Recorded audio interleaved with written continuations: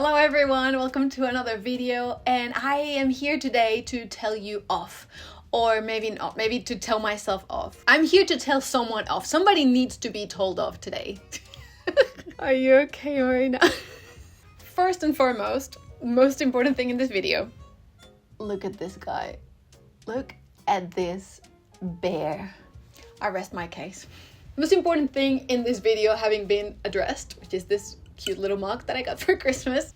Not that I'm a huge fan of tough love, and I think a lot of the time people use this as an excuse, this term as an excuse to just be mean and rude, and we hate that. We hate that. I don't like the idea of suffering through something that I love, which is the reason why I tend more towards a nicer, gentler kind of attitude towards art. But it's also true that things don't tend to spontaneously generate or create themselves. We have to create them, which makes me think about a speech that Brandon Sanderson gave a couple of days ago that actually made me shed a couple tears because it was he knows how to push the right buttons, this guy. This guy knows something about storytelling, this $1 million best-selling author. But no, he's very good at expressing ideas and conveying them. And in this video, he was just talking about AI, like everyone is talking about AI these days, I suppose. I should talk about AI one of these days. One of the days that I'm not too angry about AI to talk about AI. But he was making a series of very well made points about how it's not the product itself, it's us humans who become the art as we create art. And I thought that was so beautiful and that was so true, and it made me very emotional, and I sent it to all of my writer friends as soon as I heard it. And I don't know about you, but sometimes I go from being my own worst enemy and being way too demanding with myself to being a little bit overly indulgent. You know, this little voice in your head that says, you're so tired, you've been so stressed lately, you've had a hard day, why don't you lie on the couch for a little bit, why don't you grab a cup of tea, play The Sims for a little while, create a sim that looks just like you and that becomes a writer and that ends up having your dream life. You see where I'm going with that, right? It's a hypothetical. It's not something that's happened approximately 1 million times to me. So even though we're all about self-care here, I think putting in the work to try and achieve your dreams is just another form of self-love, and abandon that part of your life or not treat it with the importance that it deserves or that it has to you is a little bit of a betrayal to yourself, to your dreams, and to your identity. Maybe I'm getting a bit too intense already, and this is, just to clarify, disclaimer, YouTuber disclaimer. This is not meant to be harsh on anyone, this is just a lighthearted video. There are just some thoughts that I would like to say to myself. So whenever I say you, just know that I'm not talking to you specifically. I'm not actually telling you off, I'm telling myself off, because you know, sometimes you need the little bit of a push to keep you in the right track for the things that you want to achieve. And I'm calling it tough love because there are things that make me feel a little bit uncomfortable to hear, but I totally do need to hear them every now and then. And just in case you need to hear them too, I'm here for you. Just know that I don't mean any of this in a bad way. It's just a little bit of fun. It's just a silly little video on YouTube. And if it helps you, it serves you for anything, that would be great. And if it doesn't, just don't listen to the crazy lady sitting on her floor and drinking a tea in a bear mug. Just ignore me. Okay, so first of all, just a little question for myself, like I said. Are you Stephen King? Are you Sally Rooney? Maybe? Are you Brandon Sanderson? Or Donna Tartt? No? Okay, if you're not, then there's nobody knocking on your door right now asking you for a book anytime soon. Yeah, I know it sucks. I would like to just have to run to the door right now because there is someone actually knocking on my door demanding me to write a book for them because they really need it. Actually, no, that would be really creepy. Please, let's not have that happening.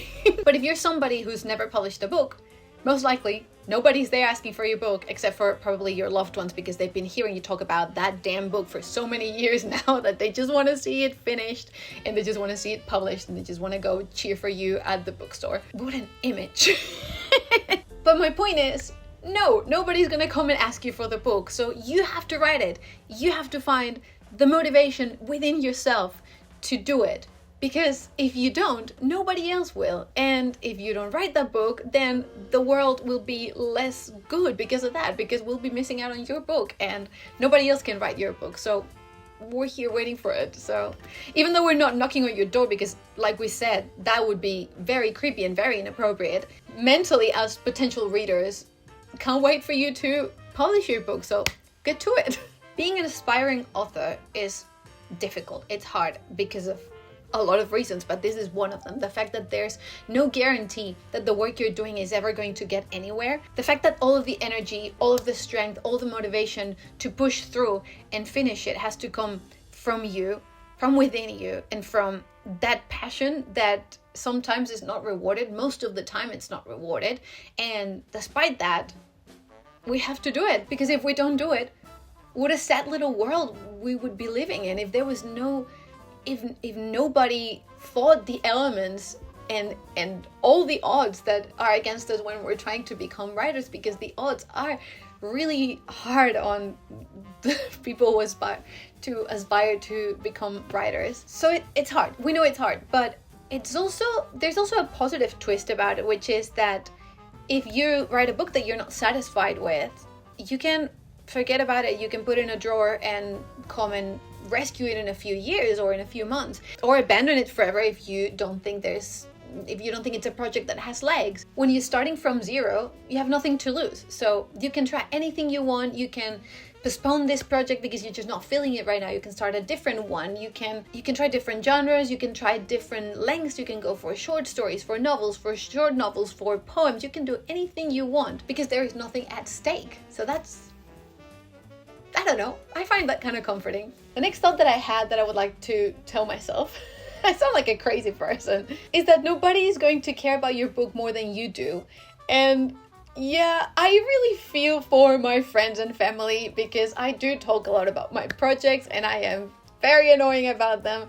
And I feel for your beloved ones if you do the same as me, because these poor people, I think it's very cool to have someone that you know that writes and to be able to read what they've written, because if you care about them, you're probably going to care about what they create, because that happens to me with other artist friends. But when a book is not finished, like, one thing is to have the finished product and being able to consume it, and a very different thing is hearing someone just like talking about random plot points and random characters that you don't visualize and you can't imagine just yet. I think it's kind of similar to when you're trying to tell someone a joke, one of those you had to be there kind of jokes, and the other person's just there trying to be polite, and you can't manage to convey the whole emotion, because otherwise there would not be a need to write the whole book if you could just explain the book in a couple of sentences and make the person feel the same things that they would feel if they were reading it. So yeah, no, I don't think it's that fun for other people to constantly hear you talking, yapping about these ideas that you've had.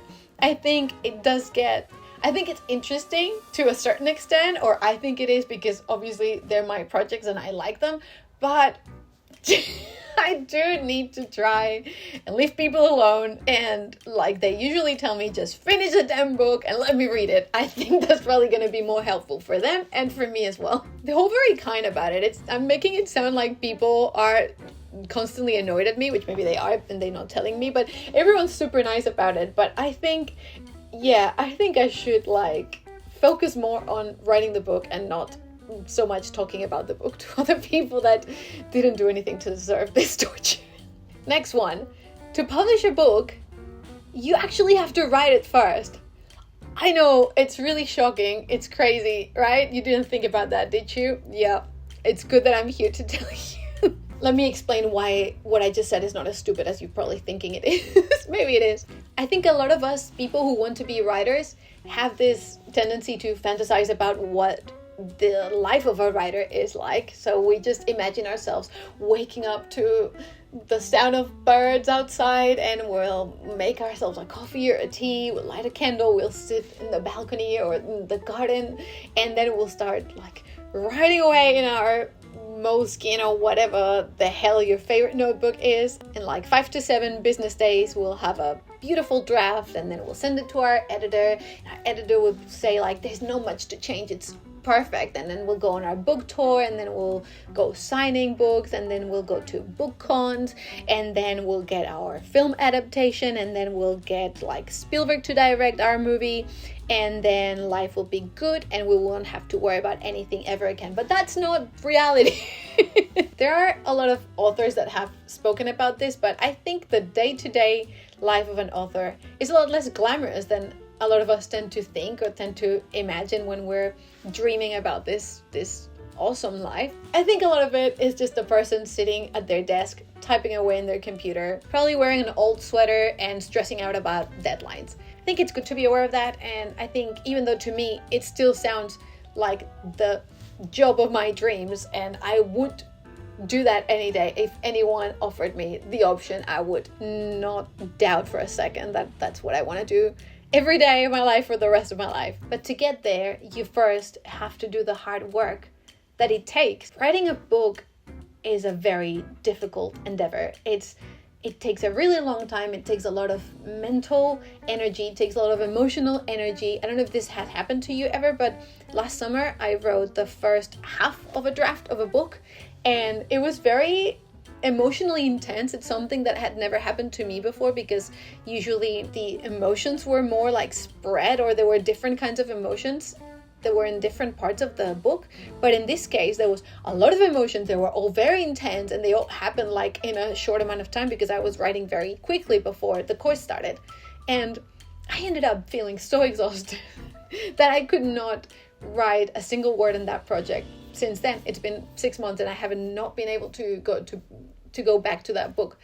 I am planning on soon. But so yeah, writing books is difficult, but you will never be an author if you don't first write a book. Something else, lots of people won't like your books or your writing or something about you. That's totally okay. That's not a bad thing. It may be a good thing. I think if there's something that you don't want to do is leave people indifferent. I'd much rather have some people loving my book and some people hating my book with like a passion than having lots of people that did not care about my book. I think that's obvious, but it's important also to understand that maybe even the people around you, your beta readers or the people that you, or people from your writing group or your professors or your teachers that have access to your writing, they might not like it. And that doesn't mean it's bad. This actually links to a different point that I wanted to talk about a little bit later, but I think they're quite connected. You can listen to opinions, but ultimately the responsibility about your writing is yours. And so will be your failures, but also your successes. If you're familiar with the Star Wars universe, you might remember when episodes 7, 8, or 9 were released not too long ago. There was a lot of controversy about these movies because the first one was criticized for being somewhat of a reboot of the first ever Star Wars movie, episode 4. So a lot of fans were a bit disappointed because they felt like they played safe with this one. And then in the second one, they did something very, very, very different. And a lot of people really loved it. And a lot of hardcore fans really, really hated it. So what they do, they listened to people's reaction and they ended up with a third movie that pleased no one. It's really hard to find someone who was happy with that movie. A lot of people liked some parts and a lot of people hated some parts and were like kind of okay with it, but nobody actually loved this movie. My point with this is listen to thoughts, listen to opinions, listen to other people's point of views, because all of that is very enriching. It's all going to help you. But ultimately, don't let other people's opinions make the decision for you, because the project is yours. And if you let too much of other people filter into it and it ends up not being yours, it won't be authentic. It won't be what you intended it to be from the beginning, and it won't convey the things that you were trying to convey. I find this point really hard to follow because I am a person that has been in the past a bit of a people pleaser, or a lot of a people pleaser.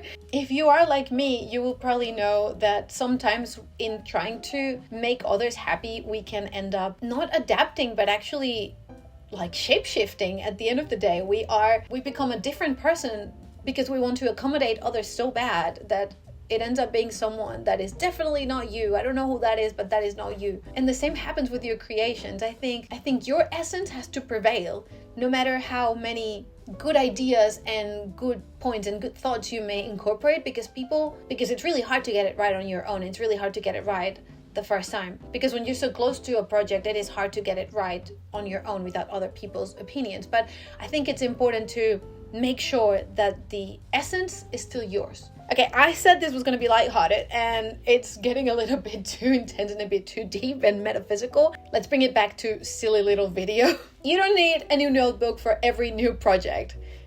This is very targeted at me. I have this weird way of thinking about projects where everything needs to be a fresh start, and I don't know why. I can't just pick up a notebook that I've been using for years and just continue. And I don't know why I can't just pick up a notebook that's been used. Maybe it's just a few pages, maybe it's just the first page, because I started it for a project that I didn't actually move on with, and I abandoned it after a couple of pages.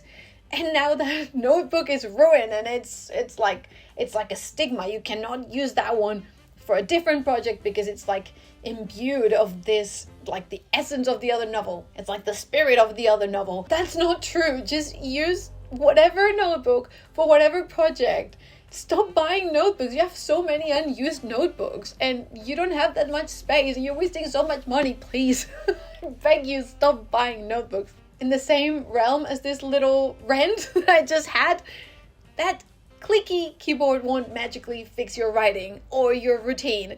The vintage writing machine that you've been wanting for years, and that every time you look at it you're like, should I buy that? It's gonna make me write that book that I've always wanted to write, but it costs 500 euros. Maybe I should not buy that thing because it's actually just a piece of material that is not going to magically turn me into a best-selling author. It's so easy to convince yourself that you just need this one product, this miraculous one item that is going to change everything. It's most likely not going to happen. I'm not going to deny that some things are very useful and they can improve your ability to actually hit your goals and start a routine that you can maintain. For example, for me, my tablet was quite the game changer because I used to either have to take my laptop with me, which is quite heavy, and I would end up not taking it because it would hurt my back, or I would have to use a notebook, which obviously it's great, but if you're trying to write a lot in a short amount of time, or if you're really inspired, my hand cannot follow the speed of my brain, so it's not the most practical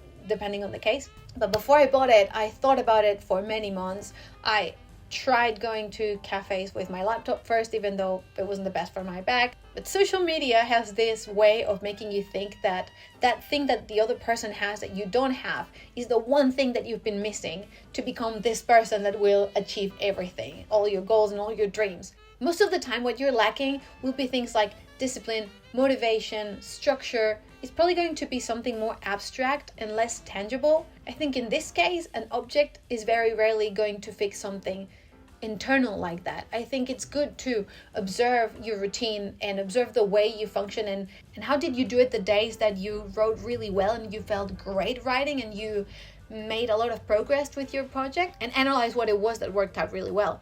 Maybe it turns out that it was the vintage typewriter or the clicky keyboard that somebody lent you or that you used at somebody's house, and then that's it. That's your solution. I'm not saying it can't happen, but I don't want to use it as an excuse to constantly be looking for that next object that will change my life. This time it will for sure. I promise. This is the one definitive object that I need. The holy grail of writing. Something else is that the perfect writing day does not exist. If it does exist, I think it's something to celebrate afterwards in hindsight, to be like, oh, that was the perfect writing day, but you can't be waiting for it to happen because most days won't be perfect days and they won't be specifically perfect writing days because so many stars and planets have to align for everything to go perfectly well. Because it's so hard for that to happen, I don't think it makes sense to wait for it to happen. So just write. Write whenever, write for 10 minutes, write for 20 minutes, write for 5 minutes, just write whenever and however you can. Don't wait for the perfect conditions because the perfect conditions are very unlikely to happen. And with writing routines, I am the biggest fan of watching writers' routines on YouTube and listening to podcasts about them. I don't know what it is about it, but I find them very satisfying to watch. I just really like seeing other people's process and how they do things differently to me and how some things can be inspiring and you can change the way you've been doing things so far. And some of them really help, and I find it captivating because I don't know, creative people are very cool, and it's like this fascination about observing how they do things in their daily life. But I find that even the concept of a writing routine is insane to me right now because I do not have a routine of like anything. I think a lot of the things I do every day change every day. Even the ones I do every day, I do them at different times. Life can be quite chaotic, and I think it's good to have little like activation rituals, like these people who light a candle for a specific project, or these people who make a coffee and immediately after sit down to write. I think stuff like that can really work. But I don't think there's this like design of the perfect writing routine that's going to be failure proof and that will always work for you. And last but not least, writing is hard. I keep saying that. It feels like, why? Well, you find it so hard, why do you do it? Because I have to. I have no choice. Writing is hard, and it will never stop being hard. You will just get used to ignoring how hard it is and doing it anyway. Because at some point you will have harvested so much satisfaction from doing it time after time that your system will have learned how worth it really is. Because next time you're sitting there struggling and thinking this is way too hard, may as well quit, there will be this little part of your brain that will set off an alarm screaming at you and saying, don't quit, it's so worth it, and the journey will be so rewarding. You have to keep going because we know that there's good things at the end of this. Okay, so that would be all, and I was here thinking, I hope that was not too rambly, but I was right here experiencing it, and it was very rambly, so good luck to the editor, who happens to be me as well, but me from the future, and she can figure it out. As always, it was great having you here. I hope this helped you somehow, and if it didn't, you can also go to the comments and yell at me and tell me off for telling you off with things that also didn't help you at all.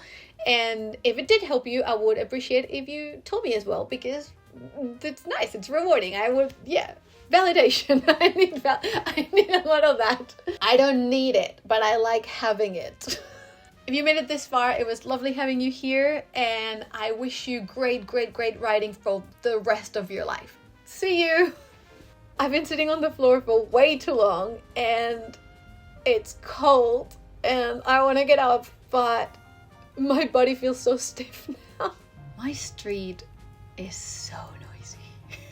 And the neighbors just dragging chairs.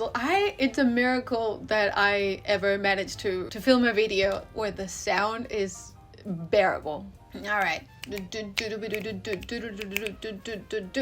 this is meant to be lighthearted, lighthearted. Is that nobody's going to care about your your mook. People who want to be authors tend to